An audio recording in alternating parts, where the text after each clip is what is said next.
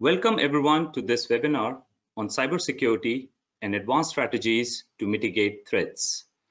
I'm Kunal Chauhan, CTO of QA InfoTech. I am joined by my colleague and Head of Information Security, Akshay Agrawal, who will walk us through the core of content today. Over the next several minutes, we are going to look at cybersecurity risk management, touching on topics around the importance of having an enterprise-wide risk management program. We'll see how one can achieve and establish an effective and robust program with the help of National Institute of Standards and Technology, aka NIST Cybersecurity Framework. This framework was introduced in 2014 under direct orders of USA's then President Barack Obama. This is an extensive topic to cover in one session, so we have staggered the flow in sizable bites for easy consumption. This webinar will focus on how implementing a cybersecurity risk management framework helps one prepare for, deal with, and respond to ever-evolving cyber threats. We intend to leave you with some advanced strategies to make your cybersecurity risk management more effective, efficient, holistic, and most importantly, in line with today's changing cybersecurity risk landscape, all with the guidance of NIST. I will let Akshay drive this from this point on and come back at the end to discuss questions that have come up from the audience. Everyone at this time is automatically on mute. Any questions you have, please send them through the chat window. We'll take them at the end of the webinar. Over to you, Akshay. Thank you, Kunal. For people who just joined in, my name is Akshay Agrawal. I'm Head of Information Security at QA InfoTech Software Services Private Limited. Today, we are discussing the cybersecurity risk management and the dire need of an empirical enterprise-wide risk management program. So without further ado, let's quickly take a look at what we are going to discuss over the next half hour. This webinar using the NIST Cybersecurity Framework, aka CSF, as a frame of reference and will address the following topic areas. I'm going to start off with what is risk, the true definition of risk in the world of cybersecurity. And we are going to peek into today's cybersecurity landscape and the gap that exists because of today's elastic surface. The gap that modern attack surface has created in an organization's ability to truly understand its cyber exposure. We will establish the purpose, value, and application of the NIST cybersecurity framework in familiar non-technical terms and understand how an organization's physical and cybersecurity resources and stakeholders can align with NIST CSF as a tool to achieve holistic security risk management. I'm also going to present a case study centered around one of its 5 core functions and how that literally prompted us to add a new specialized service offering to our diversified security testing practice at QA InfoTech. And we are calling it Digital Forensics as a Service. And lastly, I will call out some inefficiencies associated with the traditional cyber risk management and how resetting the roles and responsibilities in an organization can pave way for a more comprehensive, empirical, new age enterprise-wide risk management framework. So with these goals in place, let's start the session. Let's first understand and talk about risk. Well, in order to build an effective risk management program, we need to understand what risk means in the cyber world. And let me tell you, in the world of cybersecurity, risk is all about assumptions, not notions. Let's imagine if 5 cyber professionals are sitting around a table discussing vulnerability assessment. You will probably end up with 7 or 8 different answers. One will say that a vulnerability assessment is vulnerability scanning only based on your typical OS top 10 or CWB 25. Another will say an assessment is much bigger than scanning and addresses ethical hacking and internal security testing as well. The third person may come and say it is a passive review of policies and controls. Well, to be honest, all are correct in some form, but the answer really depends on the requirements or criteria you're trying to solve. And if I ask these same 5 people, what is your definition of risk? I would end up with 15 answers or even more. So risk is more about the context than the category. And the same thing is also true in the world of cybersecurity. Now, picture in your head a ball tire. If I showed you this ball tire, you would instantly say that it's a lot of risk. It can cause accidents on road. But if the same tire was hanging from a tree, you would say there is no risk at all. But again, if the rope that attaches the tree and the rope that attaches the tree and this tire, it's frayed, it's halfway, it's frayed, it's thinning. The same people would again say there's a lot of risk. People can fall down and incur some serious injuries. But the point is, I never really mentioned the human sitting in the car or on the swing. But at each stage, based on some different information, you made different assumptions and you had different level of concerns. So risk is more about the context than the category, and how you define risk is governed a lot by your risk appetite. The same thing, as I said, is also true in the cybersecurity world. And if someone says we have an internet server that has lots of vulnerabilities, alarms will go off. In such a situation, you should be able to answer what is the value or reliability characteristics of the system or the application. What kind of threat pressure is it under? Are there any compensating controls to counter the threat? There's a whole lot of information that needs to be considered before you can have a defensible risk analysis associated with it. We need to emphasize the foundation of accurate cybersecurity risk analysis, and it begins with knowing what is out there. If you cannot identify the threats, you cannot assess their probabilities. And if you can't assess their probabilities, your organization may be exposed by a critical vulnerability that won't even make itself known until it's too late. But should this only involve technical considerations? I don't think so. The way I see it is that cybersecurity is as much a business problem as it is technical. And it comes from the notion, and it stems from the fact that often when we think of cybersecurity or information security, we turn to application security or network security, data security, vulnerability management. However, information security or cybersecurity and cyber risk management are not synonymous. Information security is typical testing the systems that process or transmit data to maintain confidentiality, integrity, and availability, also known as the CIA triangle of information security, the very basis of information security. Risk management, on the other hand, looks at threats, current vulnerabilities, the potential impact to an organization's mission, and what is the likelihood of a cyber breach. While VAPT is essential and critical for a cybersecurity program to be robust and effective, it needs to be much more than that. We must also focus on personnel security, inventory management, asset management to coherently define asset management policies, have a clear distinction between managed and unmanaged assets, such as users' personal devices, mobile phones that are not even registered to your network. And given the linkage among business and personal systems, applications and devices, whether via BYOD, people accessing personal emails from work, computers, or vice versa, or even using personal accounts for business purposes, bad personal security is another attack factor into an organization. What about physical security, awareness and trainings, so on and so forth? A cyber risk management program must have policies and action plans for each of these systems and controls at all levels within an organization. All of these factors combined make up a comprehensive cybersecurity risk management program. Take compliances, for instance. Compliance has a continuous role to play in preparing for, responding to, and recovering from cyber incidents. Different organizations have different technology infrastructures and different potential risks. Some organizations, such as financial services firms and even healthcare organizations, they have regulatory concerns in addition to business concerns that need to be addressed in a cyber security risk management system.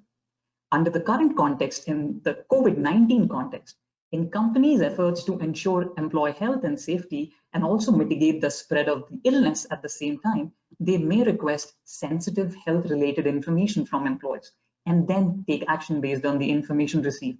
But they must still comply with all the applicable privacy, data security, and confidentiality laws, such as HIPAA, GDPR, other international or state information security laws. The cyber regulatory environment is maturing, and it's our responsibility to ensure compliance with those laws, regulations, and policies. But even total regulatory compliance does not guarantee cybersecurity. For improving critical infrastructure cybersecurity, there is basically no one-size-fits-all solution. Cybersecurity should follow a layered approach with additional protections for the most important assets, such as your corporate and customer data. Remember that reputational harm from a breach can do more damage than the breach itself.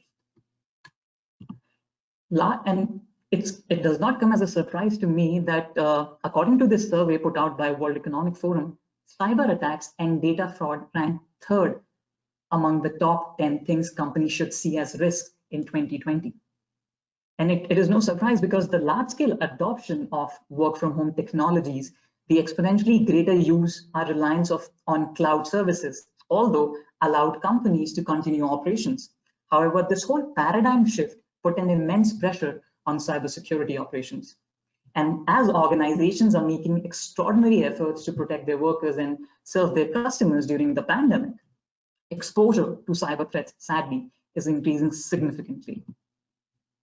Large organizations have always focused on managing risk, but the whole technological advancements that have transformed the world, transformed their lives, have also transformed how leading executives participate in enterprise risk management. Technical invention, as I said, it has been really good for businesses, but really bad for security. The whole pervasive and ever-evolving threat of cybercrime means that comprehensive strategies for cybersecurity are imperative, absolutely essential for organizations. However, the gap that exists between the protection that is needed and the visibility into the attack surface is only widening with time. And as you go about closing that gap, you need to ask yourself 4 key questions. How bad is it? Where are we exposed in terms of the cyber exposure and evolving cyber threats? How can we prioritize based on risk? There's hundreds of vulnerabilities that come out falling in the critical to high severity bracket. Do you really need to worry about all? Because if everything is important, nothing really is. How are we reducing exposure over time? Do we have effective controls, policies, plans in place to counter the constantly changing cybersecurity landscape? And the last question is, how do we compare? Where are we at? What is the current security posture of our organization? How compliant are we? And what is the roadmap ahead to bring in more cyber resilience? And the answer lies in NIST Cybersecurity Framework. And you will find all your answers because NIST Cybersecurity Framework, it seeks to address the lack of standards when it comes to security. And everybody who is concerned or responsible for their own organization's cybersecurity should know about the NIST Cybersecurity Framework. In fact, some even say that everybody who uses a computer should be thinking about the NIST Cybersecurity Framework. Now, this framework was developed through coordinated effort amongst businesses and government. And this intentional framework, it comprises of measures, rules, and practices to showcase the safety of imperative foundation, and it is being used by organizations to better manage and reduce cybersecurity. In fact, around 7 out of every 10 security professionals and IT experts agree that the NIST framework is a good idea and that implementing it is a best practice. The organized, adaptable, repeatable, and effective approach of the framework, it helps house organizations to oversee cybersecurity related hazard. The cybersecurity profession has successfully established explicit guidance for practitioners to implement effective cybersecurity programs via the NIST CSF. And the CSF provides both, as I said, a roadmap and a measuring stick for effective cybersecurity. It was basically intended to cultivate risk and cybersecurity administration communications among both inner and outer authoritative partners. According to the 2019 SANS OT ICS Cybersecurity Survey, the NIST CSF is the #1 framework in use today.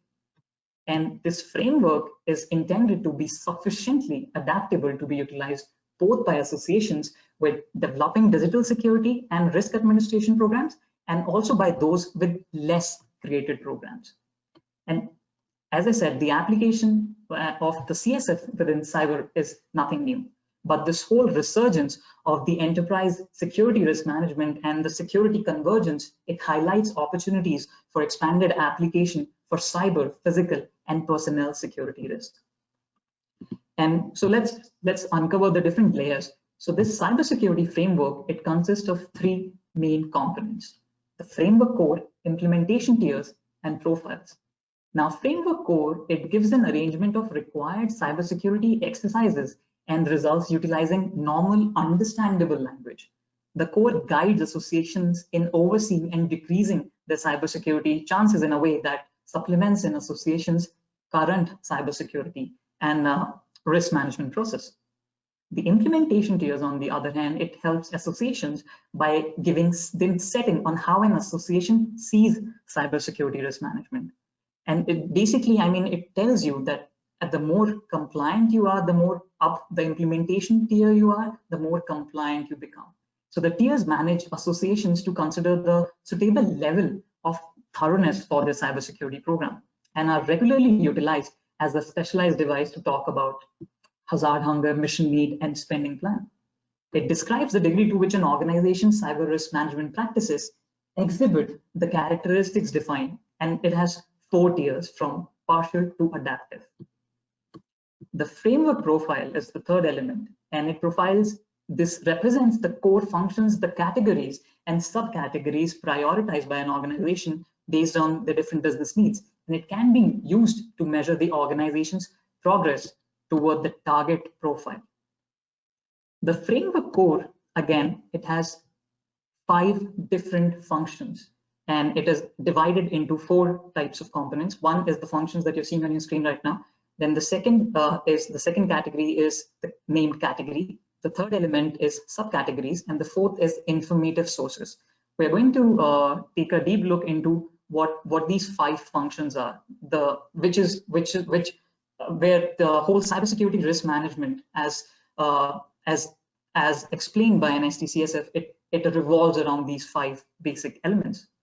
So you have identify, protect, detect, respond, and recover. The identify function, it helps with the building up a hierarchical comprehension in overseeing cybersecurity to frameworks, individuals, resources, information, and capacities. Protect, this function, it basically diagrams the proper shields to guarantee conveyance of basic foundation administration.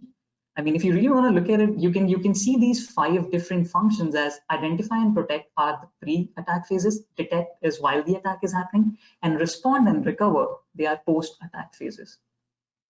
And in the respond function, you can see that it incorporates proper activities to make a move in regards to a distinguished cybersecurity occurrence. The respond function, it literally bolsters the capacity to contain the effect of a potential cybersecurity occurrence. And recover function, lastly, it distinguishes proper exercises to keep up plans for versatility and to reestablish any abilities or administrations that were impeded because of a cybersecurity incident. Now, for each of these 5 functions, as I said, there are categories that are actually specific challenges or tasks that you must carry out. For instance, in order to protect your systems, you must implement software updates, install antiviruses, anti-malware programs, and have access control policies in place. The subcategories, these are the tasks or challenges associated with each category. For instance, in implementing software updates, you must be sure that all Windows machines have auto updates turned on. The advantage I see with CSF is that all these controls, they're not really technical. It's basically a collaboration of technical and business control. And this framework, this framework core, it borrows heavily from ISO 27001, COVID 5, other standards, other security, the CISCSC, Center for Information Security, critical security controls, and it borrows heavily from these other compliances and regulations. And as a rule, implementing this framework, it gives organizations an instrument to really evaluate and depict their current and focused on digital security posture. They can identify gaps in its present projects, procedures, and workforce. They can identify and organize open doors for development, utilizing a persistent and repeatable process. Communicate its Digital Security Act in a typical perceived dialect in a parlance that our CXOs understand to inside and outside partners, including our clients, controllers, financial specialists, and approach producers. Now, I want to highlight this one particular category in the respond function, analysis, which has forensics as one of the subcategories. Now, taking forensics as a basic premise, I want to present a case study which stresses the importance of digital forensics and incident response, and which acted as a catalyst in our coming up with a new age sort of a proactive incident response solution, digital forensics as a service. I'm going to highlight the characteristics of this new service that we have introduced under our InfoTech security testing services practice. And I'm going to do that in a bit, but first let's look at the case study.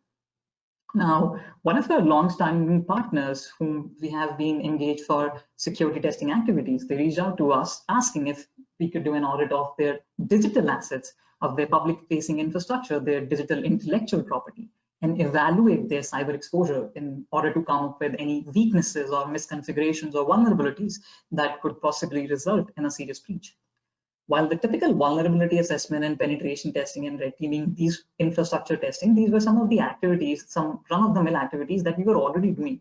But looking at this problem, what we were also prompt in recommending them was to go for forensics audit, which is usually done in suspicion of copyright infringement and NDA violations. And it could be done by a current former employee or any external source. And from there on, what followed was a careful investigation of the digital assets spanning over 4 phases. We started off with the identification of the search parameter. So in the first stage, we identified the potential sources of the relevant information, as well as the key custodians and possible identifiers of the confidential data and the code. The stakeholders and the project managers were asked for the suspected lead information. We also we identified the parameters that we used as part of our manual and automated processes, and we searched those parameters across popular repositories. For leak data, we used GitHub, Google, Leak, Source.ru, Intellex. There were a lot of platforms that we ran this search against. The third step was the extraction and evidence analysis, where we captured the data, where we used cryptographically verifiable data, and we made a timeline of events. We analyzed the data and we documented and signed the evidence. And the last step was, of course, to provide the evidential-based reporting. And let me tell you, we came across some startling discoveries. Not only did we find the proprietary source code being leaked on public code sharing repositories, what we also found was some account credentials, and I'll show you in a minute, and email, and we also found the email addresses that were still active at the time of audit. And what was surprising is that the credentials were not just any credentials, it belonged to the super admin. Now just imagine something like that being out in the open. Trust me, they were only inches away from incurring a serious cyber breach. So this is what I was talking about. As you can see, the user role is super admin. And it literally took us by surprise. So this new service that I'm talking about, digital forensics as a service, this is basically an amalgamation of digital forensics and incident response, and it helps you scan multiple sources, devices, and systems. And it offers clear visibility into actions and administrative processes. It has great investigation and reporting capabilities, and it also helps incident managers, organizations find all instances of artifacts faster with less guesswork. And the application of this service is not just limited to finding source code leaks or misconfiguration, but it can also tackle the video infringement, video piracy, which is again one of the biggest concerns that most digital content providers face. We have been working with organizations who deal in proprietary video content, and this service, digital forensics as a service, has done them a great deal in bringing down the infringers and perpetrators who were illicitly hosting their copyright videos on public and private platforms. I like to believe that it's a great addition to your cyber risk management program. And we plan to do a separate webinar on this service where we'll talk about its other applications, its effectiveness, and other salient features in detail. But for now, let's come back to the larger topic at hand, cybersecurity risk management, and take a look at some of the inefficiencies associated with the traditional risk management and how it's time to adopt a new age cybersecurity risk management program.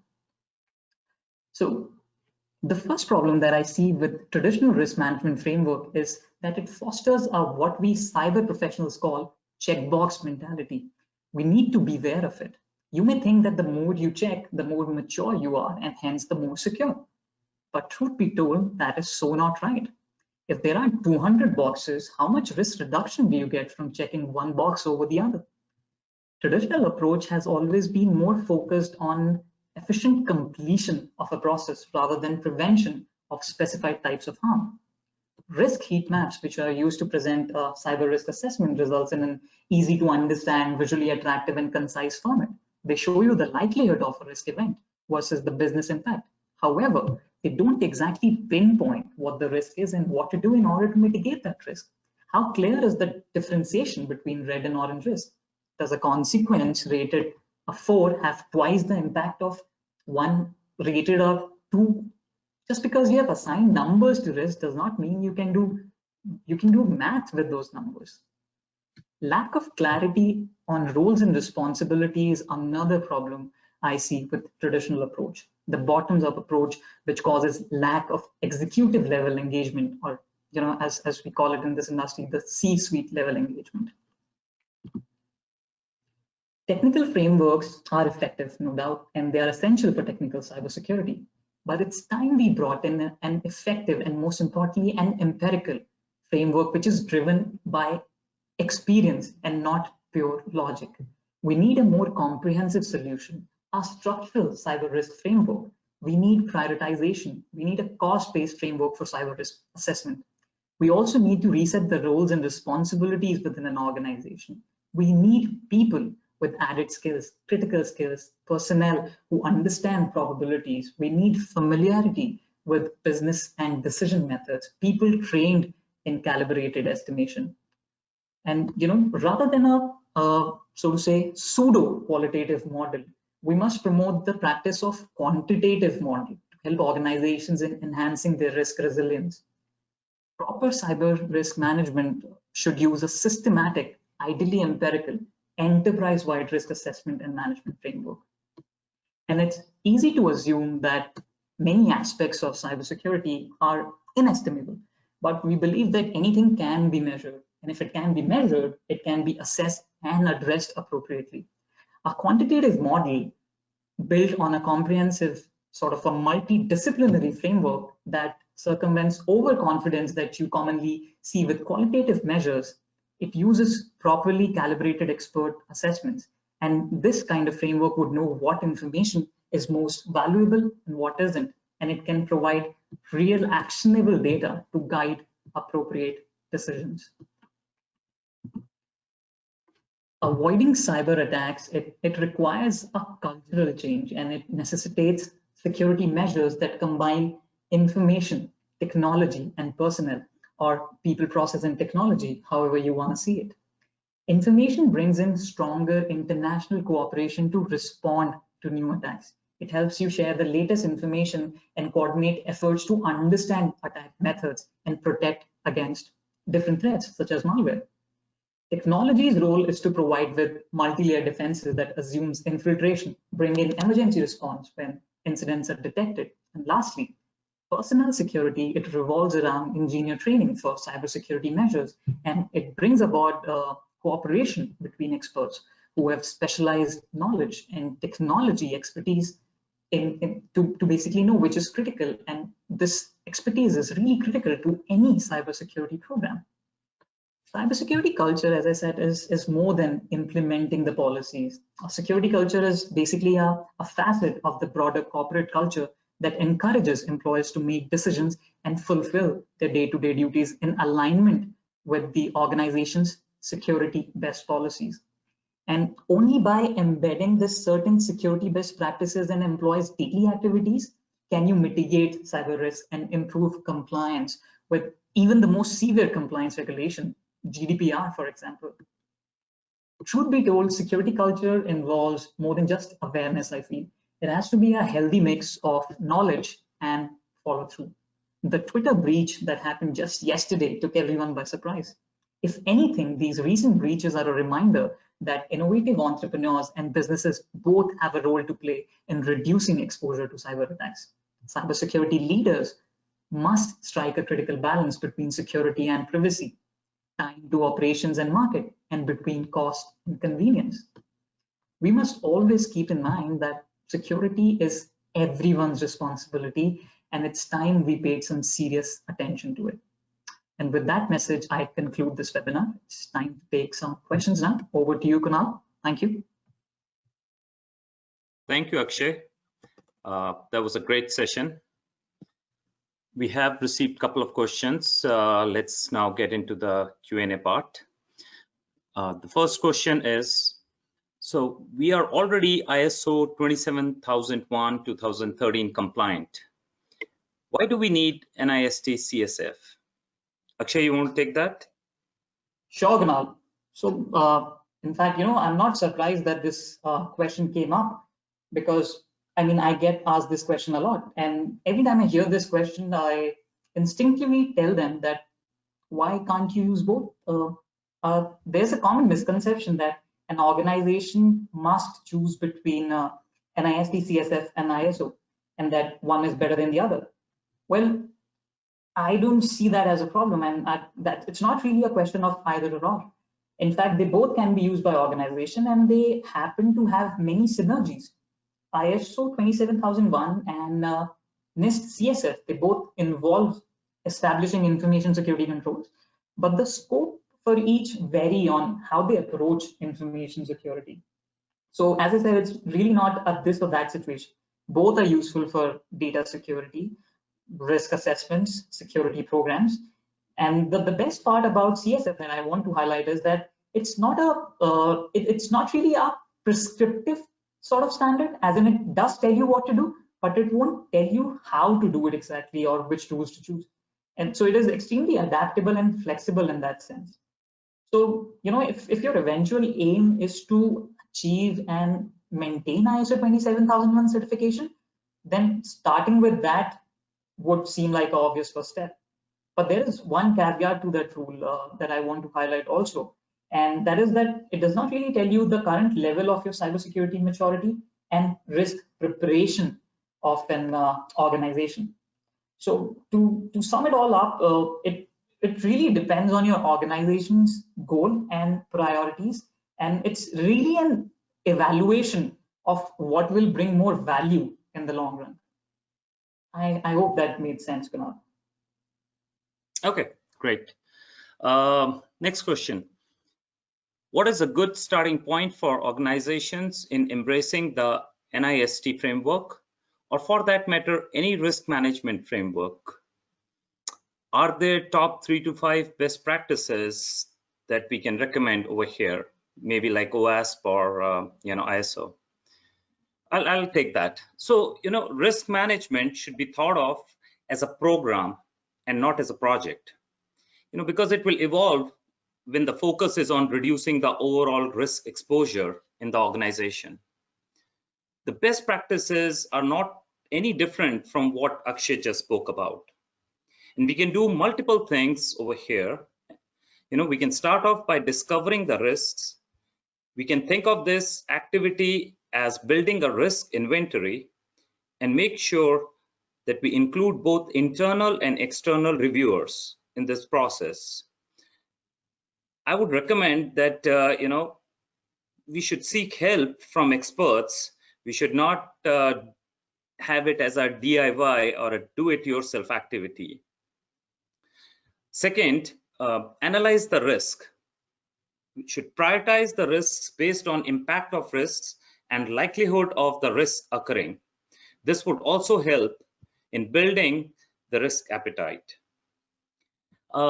Thirdly, once the risk has been prioritized, need to implement the controls. Look for policies and systems that will allow to manage risks. Also look for regulatory compliances, different policies that may apply in the effort to maintain a reliable and holistic risk management program. And constant monitoring, that helps paint a good picture of how effective the controls are with regard to reducing the risks and what the current overall secure posture and the roadmap is towards filling the gaps. And lastly, I may say that communicating and reporting that we should be able to provide comprehensive risk management reports to decision makers to the board, to the CXOs in a language that is understood by them in order to make the informed decisions. That's I think how we can provide an initial start on this. So moving on, how can we effectively implement a security culture and mindset in the organization? Any tip? Yeah, I'll take that. Okay, so in order to implement a security culture, it needs to be looked at as a collective responsibility. We make the environment open, we sensitize the employees regularly, because people tend to forget. We should promote a culture where they treat data security with as much responsibility as they show towards other company policies, and also report incidents willingly to IT and security teams. So for example, here at InfoTech, we have regular mandatory quizzes based on cybersecurity, which are conducted by our HR. We encourage our engineers to report any minor or major security incidents. And regular company-wide forensic audits are done internally. Akshay, maybe you can talk a little bit more about those? Sure, Kunal. So in order to effectively implement a security culture and mindset, as you said, in the organization, so as I said during the webinar also, a security culture has to be much more than awareness and trainings. Of course, trainings are important, and not just the awareness or trainings on the business side of things, but also the technical trainings. And they play a critical role in improving the overall security culture and implement practices so that its security is more ingrained than adopted. But what I also want to say is that it has to really come from the top, and it has to really cascade to the bottom. So as I was talking about C-suite level, so it is really a top-down approach, and the commitment from the top down to taking individual responsibility for security I think it will promote a strong security culture across the organization, is what I wanted to add to that, Kunal. All right, okay, good. Next question. What is the limit between the function, respond, and recover in the framework core? How does the NIST CSF differentiate the two? Akshay, you should take that. Yeah, technical one. I mean, it's a very good question. The limit between the function, respond, and recover. Well, I see a natural connection between the two. Although NIST CSF, it defines the two as two distinct functions, discrete functions, but there is no hard stop as such, and they do correlate more like a follow-on. So when you are responding to threats or events, you are going to have your analysts come in and decide what are the best, the necessary actions to take based on the threat, which response plan to execute. Analysis will be done accordingly, and the processes, they will establish the processes to receive, analyze, and respond to vulnerabilities disclosed to that particular organization. But in order to recover, you're going to have your CISOs, your cybersecurity managers, strategically look at the incident so as to not let the event happen again. So as I said, NIST CSF defines these two as two separate functions, but we do see a lot of commonality between the two. And also, if you look at the categories, there are 23 categories and 108 subcategories. So there is one category called communication, which is common in both. So there's definitely, they correlate, but again, I mean, they can be taken as two different functions, two separate functions as well. All right, sounds good. Digital forensics as a service. Can you quantify this in terms of typical timeline, effort in getting an audit done? Akshay? Okay, right. To quantify, well, I think, digital forensics as a service, there will be a lot of factors that will come into play. Now, so we need to take into account how many digital assets are there. What will be the extent of discovery? How long is going to be the list of suspected platforms? What are going to be the search parameters?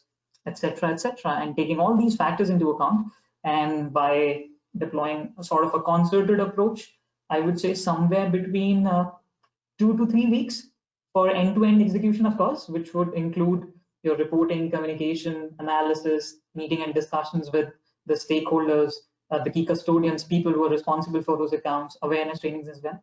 So I'm looking at somewhere between 2 to 3 weeks, but you should not hold this number against me and say that, okay, and every time we do a forensics audit, it has to be done in 2 to 3 weeks. But that's pretty much a sizable amount for something, or for organizations for limited assets. But then, as I said, that it will depend a lot on the factors that I described. Agreed. Yes. I think 2 to 3 weeks, it's a good and a very important start for any company to be looking into their risk exposure and strategy. All right, we have one more. What is the best way to stay on top of evolving threats? While this is a great start, would you recommend aligning with one framework, for example, NIST in this case? Okay, so while while I think that it's important to stay compliant, and NIST CSF, of course, it's a great start. But I would say build a risk management program which is scalable, flexible, and it has to be a collaboration of, as I was promoting all throughout the webinar also, of different standards that can work basically in conjunction with one another, so that you have a more holistic view. And as I said during the webinar also, NIST CSF also borrows a lot from other standards and compliances. So you have ISO 27001. If you look at the informative references, this section in the framework core of NIST CSF, you would find a lot of these references. So there is COBIT 5, there is ISO 27001, NIST's own standard, special publication 853. So I mean, again, build a risk management program which is again a collaboration of all these standards, and always constantly be on the lookout for new emerging cyber threats, so that also your plans are tailored in the manner so that they help you stay ahead of the curve. All right, that was it. Good set of questions. Well, Yeah. In case there are any more questions, you can write to us at info@qainfotech.com. There will be a follow-up survey sent to your registered email with a link to this webinar's recording. Thanks, everyone.